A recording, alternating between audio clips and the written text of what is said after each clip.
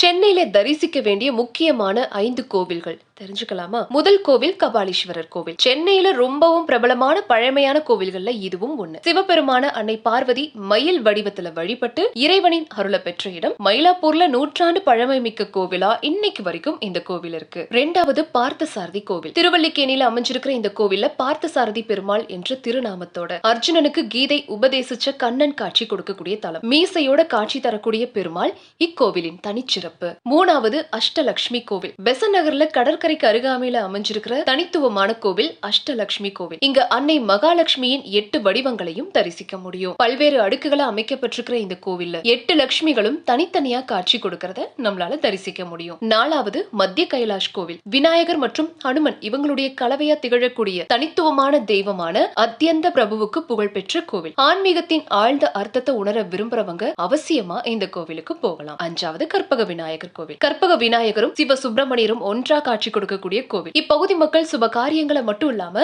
தினசரி பணிகளை துவங்குறதுக்கு முன்னாடியும் இந்த கோவிலுக்கு போய் வழிபடுறத வழக்கமா வச்சிருக்காங்க.